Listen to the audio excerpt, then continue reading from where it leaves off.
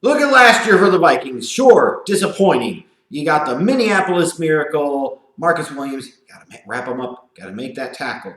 But then you go to the NFC Championship game in Philly. You're one game away from hosting the Super Bowl in your own house, and you got boat raced by Nick Foles and the Eagles. But you dust that off, and you're like, that's last year. Here's this year. We're going to bring in Sheldon Richardson on a one-year prove-it type of deal, because that's what a team does when they're looking to get over the top, which the Vikings are looking to get over the top. And then you go out there, what you perceive as your biggest weakness on the team, your biggest question mark on the team, and you invest big, and you sign Kirk Cousins in free agency, give him $84 million guaranteed damn reasons to believe in Skull Vikings. Kirk Cousins is going to be the difference. Kirk Cousins is going to put the Vikings over the top. Kirk Cousins is going to make the Vikings real deal Super Bowl contenders, and all that shit didn't happen. All that guaranteed money. And you go from 1 year making the NFC Championship game with Case fucking Keenum as your starting quarterback to this go around. In theory, you're supposed to have a better QB. Most certainly are paying him to be a better QB. And look at the results. You missed the damn playoffs. If anything else, it is, once again, a perfect demonstration, an illustration of just because 1 year was one reality doesn't mean the next year is going to be equivalent or greater in its scope of reality. Not at all. Hard to get teams to play on the exact same level in all places 2 consecutive years in a row. So this team that was believed by many with the addition of Kirk Cousins to be Super Bowl contenders ultimately didn't even get back to the playoffs, let alone the Super Bowl. Playoffs? Are you kidding me? So you have to look back and you ask yourself some questions about what went wrong. What was different?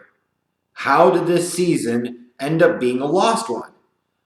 Well, there are several reasons, several answers, and I think they're all quite self-evident. First of all, I felt like this team tried to change their offense too much with Kirk Cousins bringing him into the fold, tried to justify the contract they were paying him, hence the struggles they had with their play calling and so forth. And the bottom line is beyond all of that, Kirk Cousins played small in some big-time games, and Redskins fans know all about that pain. When they needed him to be big, he played small.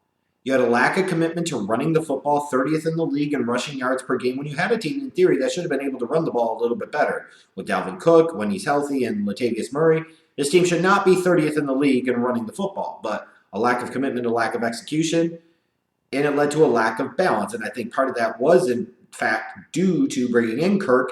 You wanted to justify paying Kirk all that guaranteed damn money.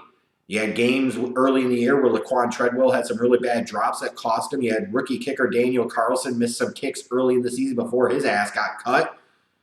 Everson Griffin missed 5 games due to personal issues, mental health concerns. The defense got softer against the run, where they were elite unit, second in yards given up per game on the ground in 2017. They were middle of the pack, 15th in 2018. I mean, you could start to piece it together. And you say, you pay big money to a quarterback who plays small in big games. You don't run the ball consistently well enough to take some of that pressure off of said big money quarterback. You have other guys make key mistakes multiple times when you really can't afford to. You lose your arguably second best defensive player, if not your best defensive player, for multiple games in the course of the season. And you get softer against the run. Like, a lot of things went bad for the Vikings. And then to top it all off, you had that week 2 tie against Green Bay. And then following that up the next week, that week 3 blowout loss at home to the Bills. If you're getting blown out by that Bills team at home, you probably don't belong in the playoffs.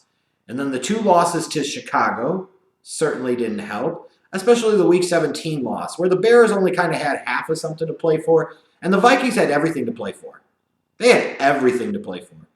Win and you're in. Every team ultimately wants that. You control your own destiny. You win and you're in the playoffs. You got the Bears with not nearly as much to play for. In reality, ultimately nothing to play for. And you go out there at home week 17 with everything on the line. Kirk Cousins plays small. and you get beat, and you look like shit doing so.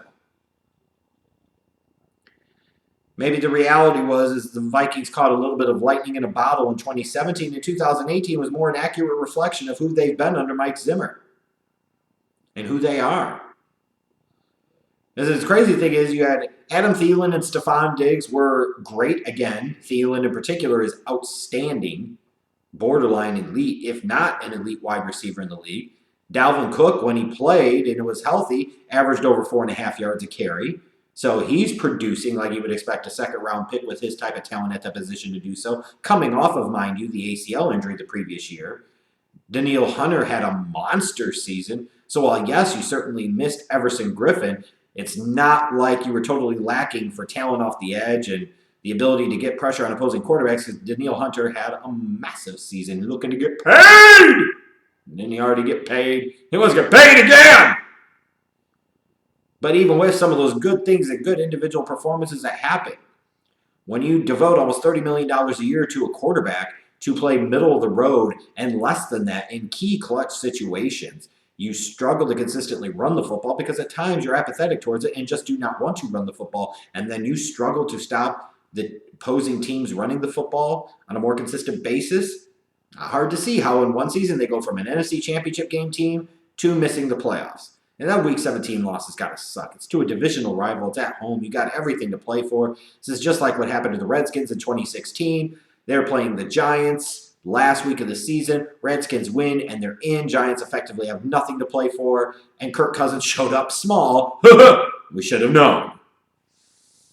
And maybe, if anything else, this is an indication for the Vikings that, maybe you shouldn't have been so quick to get rid of Bridgewater. Furthermore, you might as well have kept Case Keenum, or on top of all of that, you really shouldn't pay franchise quarterback money to second or third tier NFL quarterbacks, because eventually that will bite you in the ass like it did this team this season. And certainly I'm not here to say that it was entirely Kirk Cousins' fault. As I pointed out, gave several reasons as to what I felt went wrong for this Viking season, and he was just one part of it. But when you paid that much, you get all the glory when you win. You got to take some of the shit when you lose, too. And what's the concerning thing for the Vikings is you go into this offseason, you only have a few $1 million in salary cap space, in part because you gave Kirk Cousins $28 million guaranteed a year. You got to figure out if you're going to re-sign Anthony Barr, how much you're going to be able to re-sign him for, how you're going to be able to even fit him under the salary cap. Are you going to bring back Sheldon Richardson? Maybe, maybe not. Anthony Harris, are you going to bring him back? Latavius Murray may be gone. Are you going to keep Dan Bailey? You don't have a ton of notable free agents, but you got to figure out how you're probably going to keep a couple of these guys, and you just don't have much in the way of cap flexibility to do so. So I don't know if we're going to start to see the end of the road here for Mike Zimmer's version of the Minnesota Vikings. If something doesn't change this year, that very well could be the case. In terms of this offseason, what do they really need to target? I'm sorry, number one need to me is still offensive tackle, particularly left tackle. Their offensive line has improved from where it was a couple of seasons ago. They could still get better, and you got to do a better job of pass protecting, do a better job in the run game. They could use a premier offensive tackle for sure. Defensively, I look at outside linebacker, especially if you don't keep Anthony Barr, and even if you do, you probably could use an upgrade there, if not an infusion of multiple guys at that position with some speed that fit what Zimmer wants to do. On that defensive front, you could use a defensive tackle, especially if you get rid of Sheldon Richardson. Offensively, I feel like you could use a backup running back in case you do let Latavius Murray walk. How much can you really count on Dalvin Cook to stay healthy for a full season? And even if you can, you want to be able to have more of a between-the-tackles power guy that can spell him. And then I look at tight end, too. Kyle Rudolph is a nice, solid player, but he's not special. He's not a super stud. He's not a very explosive guy. He's kind of more of a safety valve type of dude. And maybe this team could use a third option in the passing game with Thielen and Diggs that could provide more explosiveness down the field in this passing attack. And ultimately, you're going to have to, because you paid all that money to Kirk Cousins. If you want to get back to that NFC Championship game and go farther, you're going to have to get more out of Kirk. You're going to have to run the ball better, protect him better, and maybe you need another weapon or two. But I don't know. It's got to be a disappointing season for the Vikings and their fans. And frankly, at this point, you should have figured this was going to happen, and you most certainly should be used to it.